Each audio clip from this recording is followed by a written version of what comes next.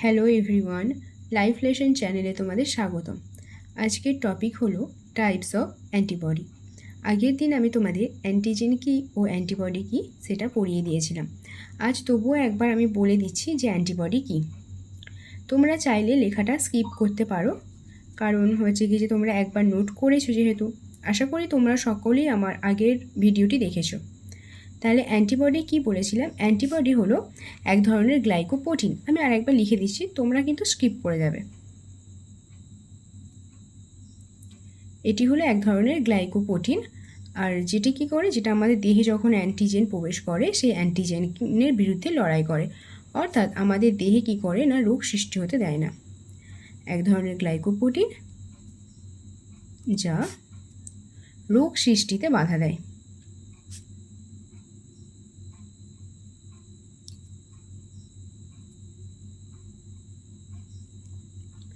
তাহলে দেখো, অ্যান্টিবডি কি আমরা জেনে নিলাম। এটা কিন্তু ভালো করে মনে রাখবে, এটি এক ধরনের গ্লাইকোপ্রোটিন। অ্যান্টিবডি এক ধরনের গ্লাইকোপ্রোটিন যা রোগ সৃষ্টিতে বাধা দেয়। আর রোগ কে সৃষ্টি করে, সেটা হলো অ্যান্টিজেন। তোমরা যারা আমার আগের ভিডিওটা দেখোনি তারা কিন্তু গিয়ে একবার আগের ভিডিওটা দেখে আসবে। এবার চলো আমাদের পড়ার মধ্যে চলে যায়। আজকের টপিক ছিল টাইপস অফ অ্যান্টিবডি।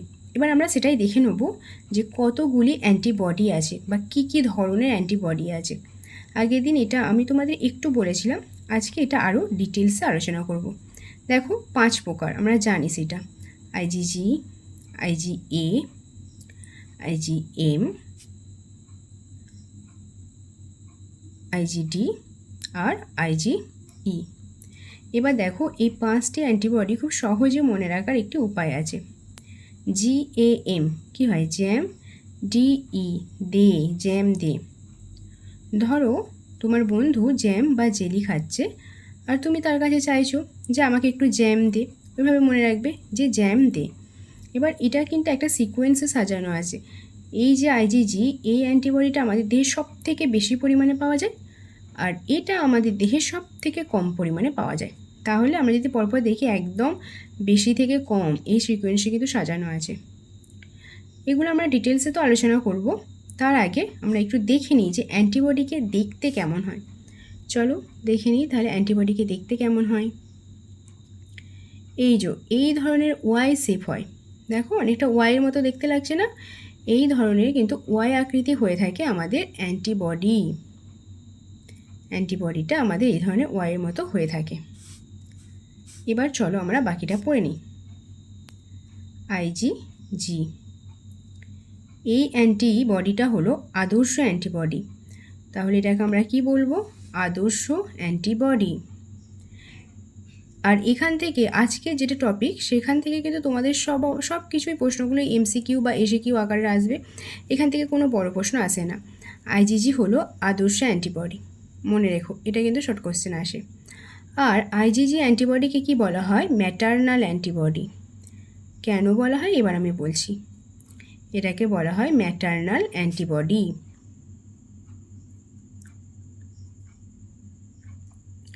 কারণ আমরা যখন একদম মায়ের পেটে থাকি, অর্থাৎ ভ্রূণ, যখন আমরা ভ্রূণ অবস্থায় থাকি, যখন আমরা এরকম একটা ভ্রূণ অবস্থায় থাকি না, মায়ের গর্ভে থাকি, তো তখন এই প্লাসেন্টা বা অমরা ভেদ করে এই আইজিজি অ্যান্টিবডিটা আমাদের দেহে চলে আসে। তাহলে এই অ্যান্টিবডিটা কি করে? মায়ের দেহ থেকে আমাদের দেহে আসার কারণে এটাকে ম্যাটারনাল অ্যান্টিবডি বলা হয়। মাদার বডি থেকে আমাদের বডিতে আসে। কখন আসছে? যখন আমরা একদম ভ্রূণ অবস্থায় ছিলাম। তাহলে বলতে পারি যে ম্যাটারনাল অ্যান্টিবডি কাকে বলে? সেটা তো বলবো আইজিজি। কেন বলে? কারণ এটি প্লাসেন্টা অতিক্রম করতে পারে। মনে রাখবে এটা, কারণ এটি প্লাসেন্টা বা অমরা, যে ভ্রূণের যে চারপাশে একটি পর্দা আছে সেটাকে প্লাসেন্টা বা অমরা বলা হয়, কারণ এটি প্লাসেন্টা বা অমরা ভেদ করে প্রবেশ করে।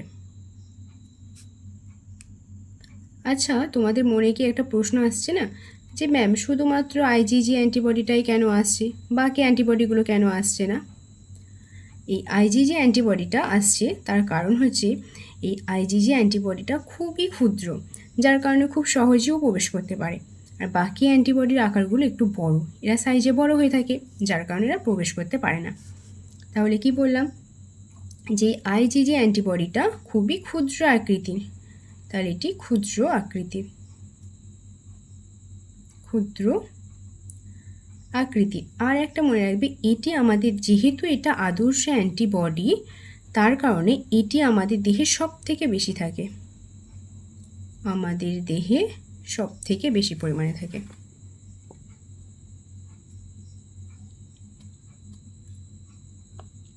তাহলে আইজিজি অ্যান্টিবডিটা দেখো, এটি খুব ক্ষুদ্র হওয়ার কারণে মায়ের হচ্ছে কিছু অমরা বা প্লাসেন্টা খুব সহজে ভেদ করে যাচ্ছে।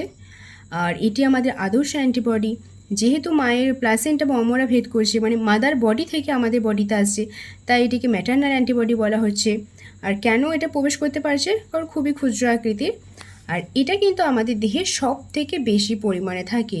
পরীক্ষায় কিন্তু এই 4টে পয়েন্ট থেকেই কোশ্চেন আসে, তবে এই যে দুটোকে আমি স্টার করেছি সেই দুটোকে বেশি ভালো করে করে রাখবে। এরপরে চলো আসবো আইজিএ। আইজিএ অ্যান্টিবডি, এর বিশেষ বৈশিষ্ট্য কী? এর বিশেষ বৈশিষ্ট্য হচ্ছে এটাকে বলা হয় ক্ষরণকারী অ্যান্টিবডি। ক্ষরণকারী অ্যান্টিবডি কেন বলা হয় সেটা আমি তোমাদেরকে একটু পরেই বলে দিচ্ছি। এটিকে বলা হয় ক্ষরণকারী অ্যান্টিবডি। কেন ক্ষরণকারী অ্যান্টিবডি বলা হয়? কারণ আমাদের দেহ থেকে যা যা কিছু ক্ষরিত হয়, সমস্ত কিছু ক্ষরিত পদার্থে এই আইজিএ অ্যান্টিবডিটাকে আমরা পাই। কোথায় আমাদের দেহ থেকে কী কী ক্ষরিত হয় বলো? ঘর্ম অর্থাৎ ঘাম, অশ্রু অর্থাৎ চোখের জল, তারপরে হচ্ছে লালা বা থুতু, মিউকাস,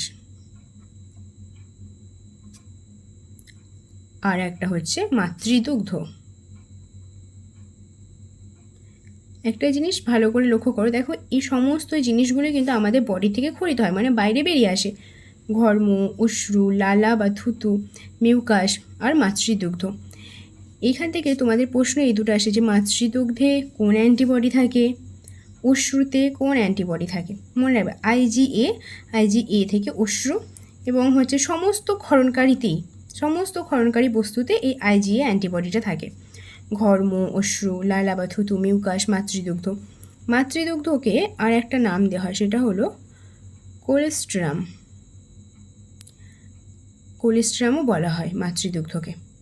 তাহলে আইজিএ কোথায় কোথায় পাওয়া যায় আমরা জেনে নিলাম। শুধু এই পয়েন্টটা করলেই হবে, এখান থেকেই তোমাদের প্রশ্ন আসে। এরপরে আমরা পড়ব আইজিএম। দেখো আমি তোমাদের আগেই বলেছিলাম যে আমাদের এই হচ্ছে কি যে অ্যান্টিবডিটা একদম ক্ষুদ্র আকৃতির। এটাও তোমাদের পরীক্ষায় প্রশ্ন আসে না অতটা, কিন্তু এই প্রশ্নটা খুব আসে যে সবথেকে বৃহৎ আকৃতির অ্যান্টিবডি কোনটি, সেটা হলো আইজিএম। মনে রাখবে আইজিএম অ্যান্টিবডি মহান, মানে বৃহৎ আকৃতির অ্যান্টিবডি এটা। এবং এটা এতটাই বড় যেটা পেন্টামার, এটাকে পেন্টামার বলা হয়। পেন্টামার পেন্টামার মানে কি? মানে হচ্ছে কি যে এই যে আমি যেটা দেখিয়েছি না, এই ধরনের 5টা থাকে। চলো ছোট্ট করে আমি চেষ্টা করছি, তোমাদেরকে আমি কতটা বোঝাতে পারবো জানি না, তবুও চেষ্টা করছি। এই দেখো 1, 2, 3, 4 আর একটি হলো 5। এই ধরনের হয় এবং দেখো কতটা বড় হচ্ছে, দেখতে পেয়েছো কতটা বড় আকৃতির। এটা সর্ববৃহৎ আকৃতির হয়ে থাকে এবং এটাকে দেখো 5টা আছে বলে এটাকে বলা হয় পেন্টামার। তার মানে এটা কটা অ্যান্টিজেনকে চাইলে ধরতে পারবে। এই যে এই পোর্শনগুলো দিয়ে না এরা অ্যান্টিজেনকে আবদ্ধ করে। যেটা ছবি আমি আঁকছি সেটা হচ্ছে একটা অ্যান্টিজেন।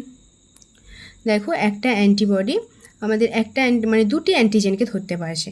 তাহলে এই যে আইজিএম অ্যান্টিবডি এটা 10খানা অ্যান্টিজেনকে ধরতে পারবে। তাহলে দেখো আমরা 3টে অ্যান্টিবডি পড়ে নিয়েছি, কী কী? আইজিজি, আইজিএ আর আইজিএম। এবং এই 3টে অ্যান্টিবডি থেকেই তোমাদের বেশি প্রশ্ন আসে। আইজিডি আর আইজিই বাকি আছে, কিন্তু আইজিডি বা আইজিই থেকে খুব একটা বেশি প্রশ্ন আসে না। আইজিই থেকে যেটা মনে রাখতে হয় সেটি হচ্ছে এটি আমাদের দেহে সব থেকে কম পরিমাণে পাওয়া যায়। আমি তোমাদের আগে বলেছিলাম যে আইজিজিটা হচ্ছে কি যে সব থেকে বেশি পরিমাণে পাওয়া যায়, আর এটা হচ্ছে কি যে আমরা কি বললাম বেশি থেকে কমের দিকে গেছে, তাহলে আইজিই কি হয় সব থেকে কম পরিমাণে পাওয়া যায়। এটি হচ্ছে আমাদের দেহে সব থেকে কম পরিমাণে পাওয়া যায়।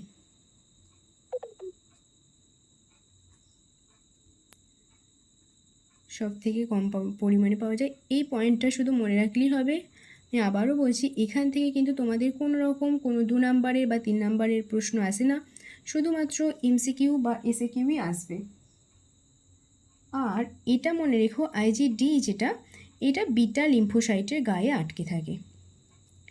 এটি বিটা লিম্ফোসাইটের গায়ে আটকে থাকে, আর কিছু করার নেই। বিটা লিম্ফোসাইটের গায়ে আটকে থাকে।